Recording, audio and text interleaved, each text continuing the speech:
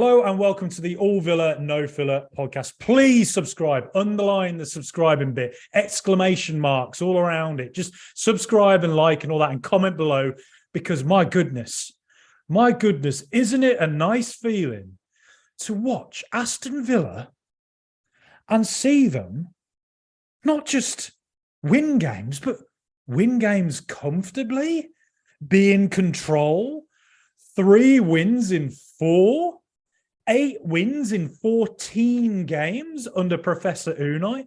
What is this incredible feeling? What is this? I just sort of feel like maybe we just need to go back to Gerrard and get him back in and we start losing every week again and play aimless, directionless football, because that's just what I've got so used to for the last 12 years that I'm almost like, I feel like a goat in space. You know, I'm just like looking out, what am I doing here? It's just a goat in space. Where'd that come from? But Villa winning comfortably, 3-0 at home. This is the exact kind of game, Bournemouth at home, who in recent years, Villa would get a good result, right? We'd go and draw somewhere away, like, I don't know. Let's say we get an away draw at Liverpool or someone. And then the next week, you look at Bournemouth at home and think, oh, yeah, well, there's 3 points potentially. And then Villa just go and bloody lose 1-0. You know, think back to last season when we lost 1-0 at home to Watford. You know, just games like that. And yet, we're turning up and we're winning 3-0. I mean, so all right, well, okay. Where to start? Right, okay, right. Look, Aston Villa, 20 shots on target to Bournemouth's 9. 56% possession to Bournemouth's 44. So Villa, again, are the team that had the most possession. And that has consistently built up since Unai Emery came into the Villa, which shows what an impact that man and his coaching staff, including Maguire, have clearly had upon the team. It is absolutely amazing. And we talk about all these, these players that Villa have, and we always live in fear that our best players will be targeted generally by the Manchester clubs or maybe even someone abroad. And so we think of players like Emi Martinez in that regard. But I'm looking at Unai Emery as a manager and thinking, how could no world-class team want this guy? The job he's doing at Villa is absolutely remarkable. And it's the most positive I have felt since probably since the height of the O'Neill era, really. And even then you could see limitations in the way we played. I wasn't confident we could ever get into top 4 at that point. Whereas with Emery, you just feel like we could take the game to anyone. And this is bearing in mind, we're playing with a team that, squad-wise, we're quite light. We don't have great depth. So just think of what we could do this summer. And just think of the message we're sending with this current form we're in. The message we're sending to potential recruits for Villa this summer. This is genuinely a really exciting time to be a Villa fan. And I can't help but think that we are in possibly, I don't want to get ahead of myself, but possibly a similar spot to what Newcastle were in this time last year. A really good coach, momentum building, fans getting behind it, and then good signings, clever signings.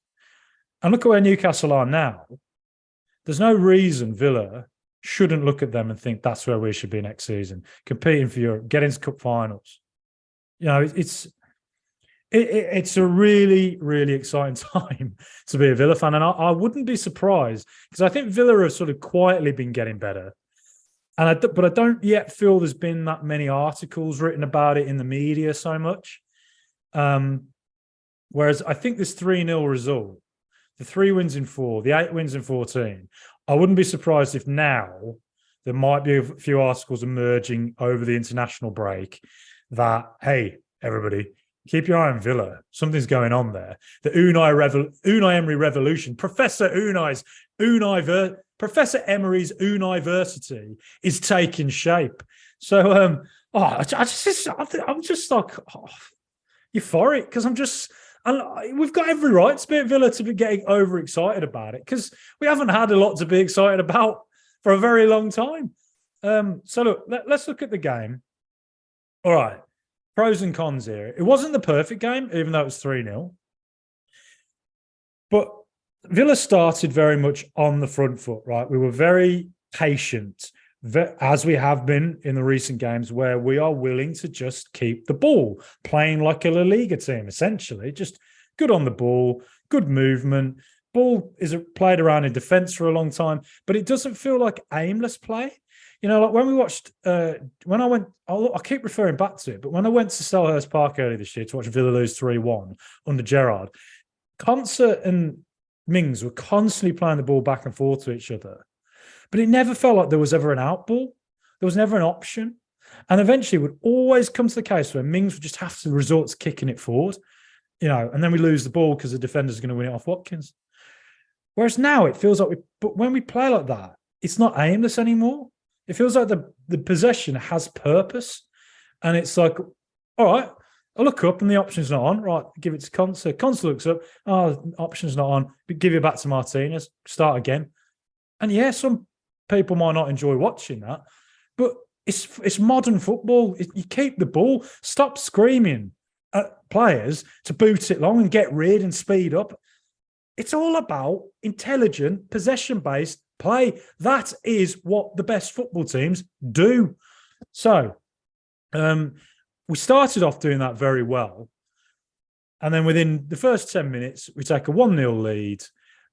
Leon Bailey did very well to pick up the ball in our area, work an opening, ball across into Deadly Douglas Luiz, who's in the right spot. Deadly Douglas. Why is that not a more common nickname for him? Deadly Douglas, pinpoint, good finish, good start. And it felt like Villa were just going to go on and comfortably win 3-0, which is what we did, right? But I would say if Unai Emery was to be critical of this game, because I think he's a perfectionist as a manager, I think he would say we should have killed them off in the first half. And instead, I think Villa got a little bit too casual, is how I would put it. And that Bournemouth kind of just sat off. There really wasn't much to Bournemouth. But there were a couple of occasions where they got the ball out to Ouattara, who took it on against Moreno. And Moreno was, I thought, fantastic going forward.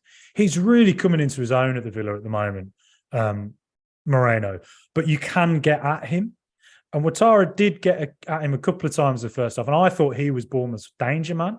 And I didn't understand why Bournemouth weren't getting the ball out to him a bit more. But then again, Villa had so much possession in the first half, maybe they just didn't have the opportunity to do that. So I think Villa allowed Bournemouth into the game, and there were one or two moments where Matty Cash had a really good clearance, for instance, from a Ouattara ball across.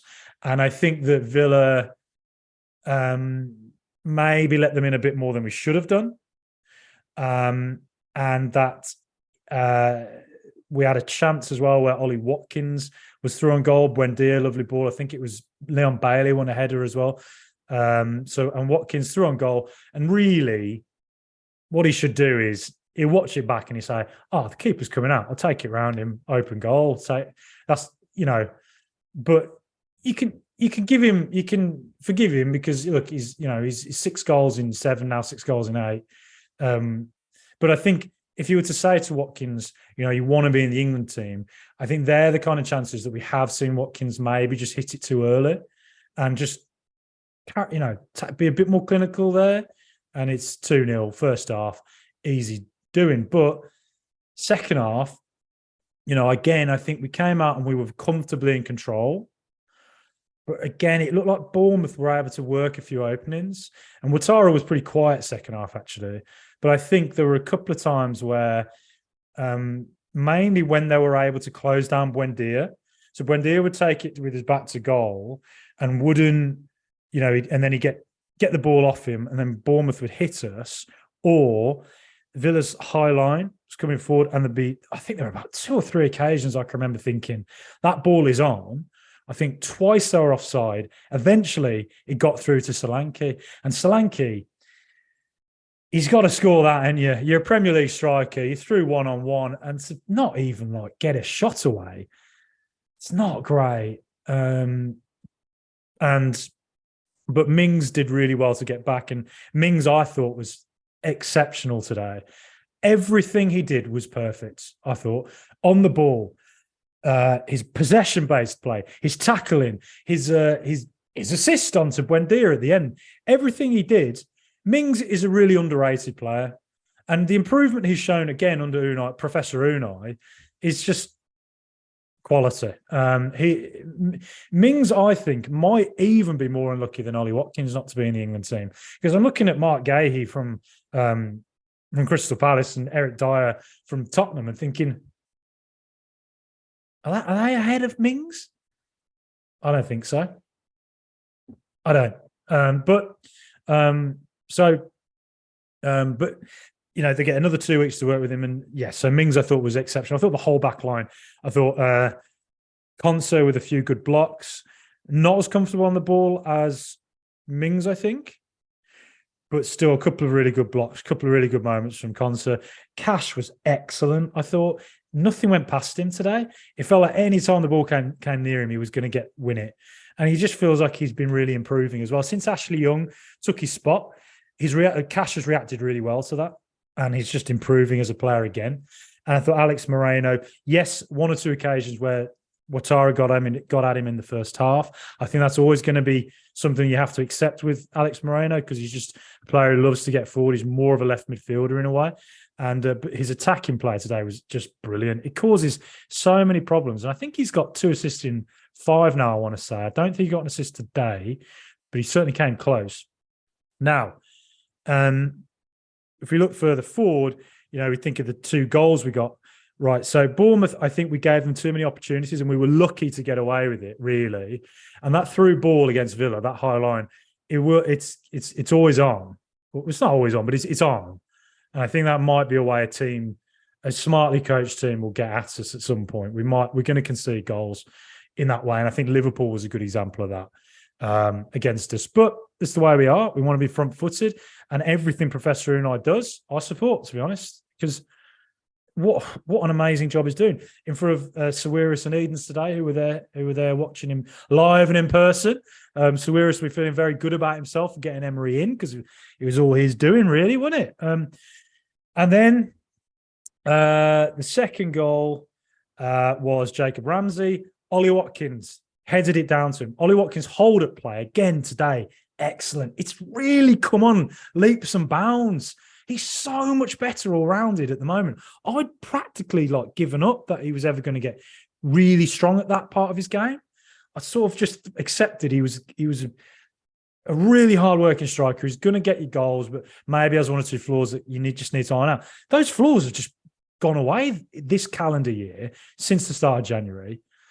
Again, it's what Emery and the coach is working with him. His confidence going up. Maybe Ings leaving's helped. But again, so Watkins heading it down onto Ramsey. Ramsey through. Good finish. Good works the goal. Really good finish. And Ramsey, again, quietly was really good today. And I mentioned him against West Ham last week because I thought he was slightly overlooked for how good he was against West Ham because his link-up play was really good. He always makes you think the opposition, causes you problems, runs at you, just offers that alternative. And I think what Ramsey's been lacking recently was a goal. Now he's got that goal. I look forward to seeing what he goes and does for the rest of the season because you just feel like, will it come in a burst for him? Will he now go on and score a few more? But he, again, similar to West Ham, his link-up play was really good on the left as well, working with Moreno and Watkins. There were a few occasions, I thought, particularly first half, where Ramsey was very good at that. And then third goal, I mean, it was corner-geddon in the last 10 minutes, wasn't it? Just a million corners, seemingly. And eventually one was going to go in. And it did. Emi Buendia, I think that is now for Buendia. I want to say that's his 4th goal under Unai Emery. 4 goals. Steven Gerrard didn't start this guy. When Gerrard left at the end of October, Emi Buendia had not started a game at home for Aston Villa. I mean, bloody hell, Steven Gerrard, you made it hard for yourself, didn't you? I mean, God almighty. Oh, well, look, 4 goals now for Buendia under Emery. I think Buendia was a couple of really good balls, first half to Watkins, for instance. I thought Bournemouth got at him. I don't think it was his best game today. But look, he got his goal, didn't he? And he created the chance that Watkins really should have scored. So he did what he had to do, I guess. And then, Yeah, all round very good.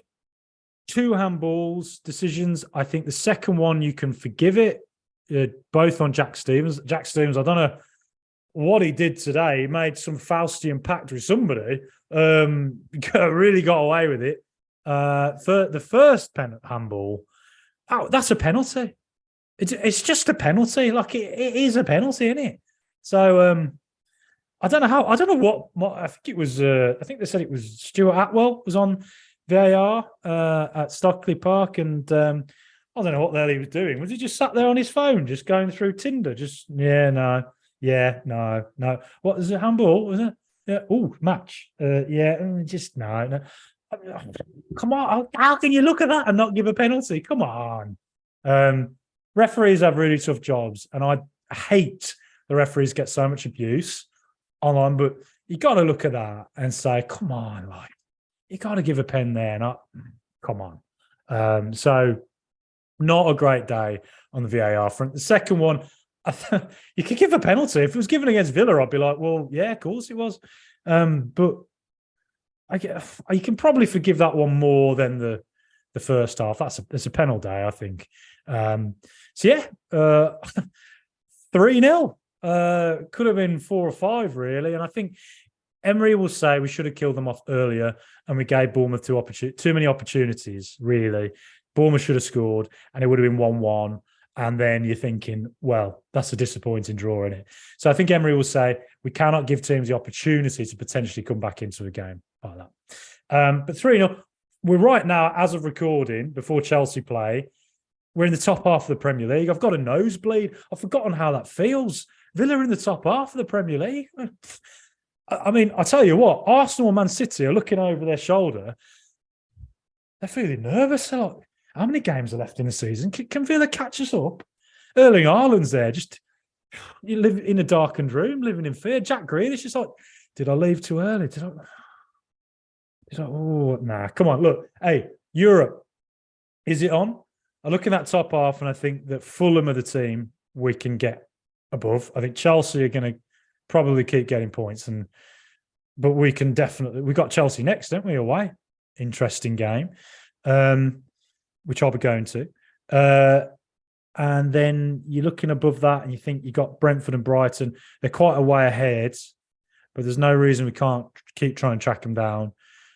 Frustrating that, if Emery was here from the start of the season, who knows where we'd be, really.